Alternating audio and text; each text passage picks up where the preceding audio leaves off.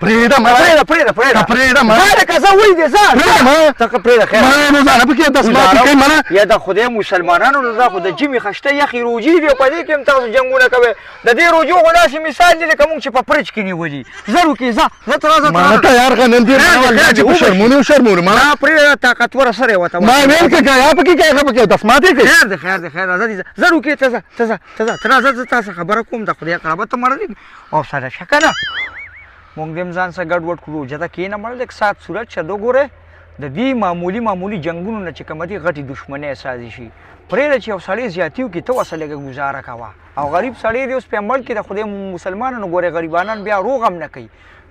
بیا ناست اوسه ده خو یو ورځ نه راکنه یار روزانه راځي او دې غنمو کې او دس ماتې کوي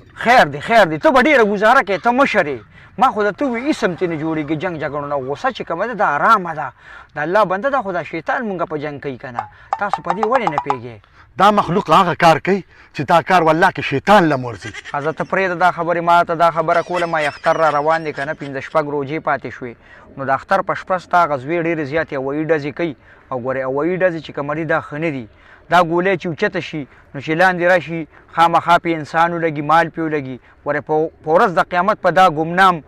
قاتلي دا ما یو شل ځل پوه کړی دی خو هلکان دي نصیحت ورته کوم خو پوهېږي نه نصیحت نه چوکه ورته ونیسه او ډډې په ډډې واړوه ولې ته یې پلار یې که زوی یې چې ته ورته له نصیحت یې کې سم یې وټکوه هوایي ډزې ډېر خراب شی دی په ایمان چې هغه ورځ هم چې زمونږ کلي کې سړی مړ شو زه مو دې ځل داسې کار کوم چې د اختر نه مخکې یو 2 ورځې جیل کې ورکوم او د اختر نه وروسته بیا راخلاصوم او بس د اختر خوشحالي وي سړی په نور څه مناولی شي یوه په ډزو څه خوشحالي خو مناویږي نه چې تاسو راوړئ او ډز یې وکړئ په دې خو خوشحالي نه مناویږي همقه د ډزو پیسې راواله چا له یې ورکړه ځان له پې څوک سپلی والي د چا کور کې د وړو درک نه لګي هغوی له یې ورکړه همقه د ډزو پیسې دې وله ورکړه د چا به په کار راشي نو ثواب خو به شي دا زندګي خو پاني د دنیا نه مونږ روانو 2 ورځې زندګي ده په خوشحالۍ یې تېرې کړې او د لاسه چې د څونه ښه کېږي ویې که خلکو سه السلام علیکم وعلیکم السلام په خیر علي لکه ښکارې نه کلي کې کښېنه کلیواله بس کې کله یو طرف ته کله بل طرف ته چې کوم دی بس کارونه دي ښه نو ما درته دا خبره کوله ښه په خیر شي ښه خیر جوړ تکړه یا لکه خبر نه یې غسخر دې مړ دی دا څه وی یار اوهو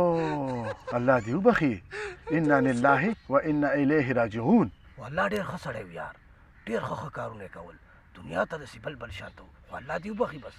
ورکه ځم کور ته ځم دا کپړې بدلوم نو دواړه ځو اوف ډېر زیات یې خفه کړم په ایمان چې والله چې دا به اوس څه کوم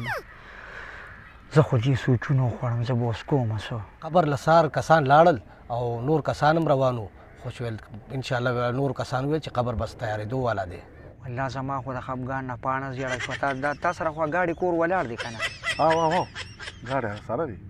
ښځه ته کپړې هم بدلې که او هغه ګاډي دې هم روکاږه خفه کېږم دا روانه لار ده